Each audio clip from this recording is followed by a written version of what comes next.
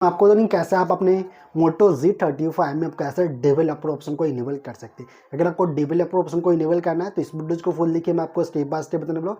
चलिए वीडियो को शुरू करता हूँ और ले चलता हूँ अपने फोन डिस्प्ले पे और लाइव प्रूफ बताते हैं कैसे आप इसमें डेवलपर ऑप्शन को इनेबल। प्लीज सिंपली आपको सेटिंग्स वाला एप्लीकेशन को ओपन कर लीजिए। ओपन करने के बाद कॉल के नीचे आइए और यहाँ पे एक ऑप्शन देखने के लिए मिलेगा। सिंपली आपको वॉट फोन दिख रहा है, वॉट फोन पे क्लिक कर दीजिएगा। क्लिक करने के बाद आपको कॉल के नीचे आइए और यहाँ पे डिवाइस आइडेंटिफायर्स दिख रहा हो तो इस पर क्लिक कीजिएगा।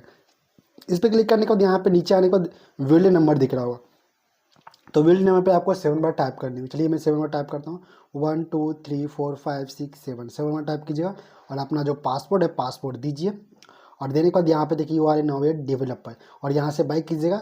बाई करने के बाद यहाँ पे देखिए मोटोज फ़ोन के ऊपर आपको सिस्टम दिख रहा हो तो सिस्टम पे क्लिक कीजिए और यहाँ पे देखिए डेवलपर ऑप्शन। तो इस तरह यहाँ पर डेवलपर ऑप्शन को इनेबल कर सकते हैं अपनी मोटो G35 में।